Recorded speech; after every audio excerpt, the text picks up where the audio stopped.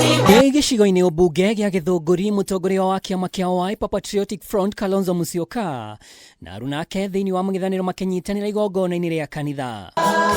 Na kiumia kĩngĩ kĩa iria President Ruto akoretwo agĩikanĩrĩra mĩario na Kalonzo, rĩu Kalonzo nake nĩacokeirie President ũrĩa augĩte rĩtana rĩa gũtwara Kenya ikĩro-inĩ cia bũrũri wa Singapore nĩ maheni ma kũgucĩria aikia a kura mwaka ũmwe mbere ya gĩthurano kĩnene. Historia ya Singapore imetolewa wakati huu ndio Wakenya waanze kudanganywa tena.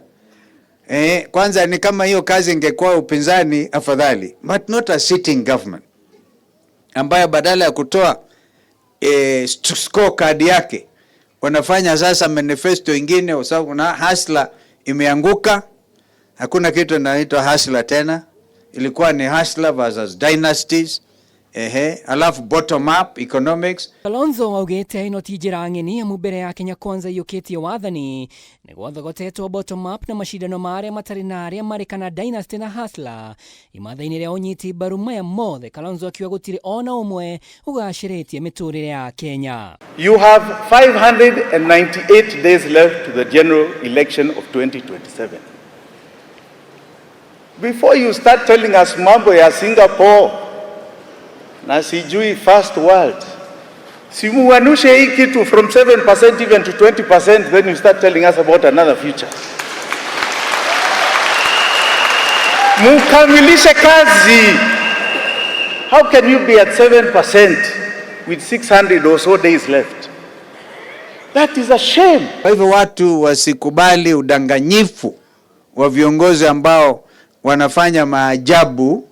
It is now, unaona nchi imekuwa ngumu sana, and there's such a thing as unachukua paka amekufa unatupa kwa watu. Ihinda-inĩ rĩu Kalonzo nĩaugĩte mũng'ethanĩro ndũtete mayũ makuha Kenya ũkamanyita mbaru, gũkũ ningĩ akiuga no megũthiĩ na mbere gũtetia wendia wa honge cia thirikari kĩwatho. Hii sheria ni ya kuhujumu uchumi wa Kenya. Hatuwezi kwenda Singapore when we are selling state corporations for a song, wimbo tu. Imagine that is what is actually happening.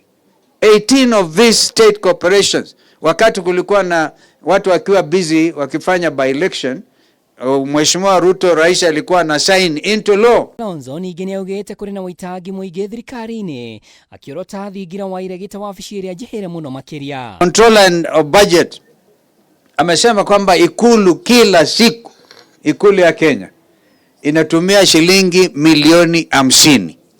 Hizi ndizo ambazo wengine mlitoka hapa mnaenda kule, unaenda State House, unaambiwa mtu wa Kiambu shilingi 10,000. Nchi ya Kenya iko na matatizo.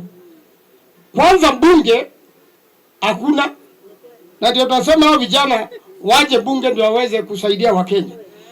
Unajua power must be checked, na rais nguvu zake zinaangaliwa na bunge. Sasa hivi bunge inaangalia nguvu za rais, hata hawaongopi.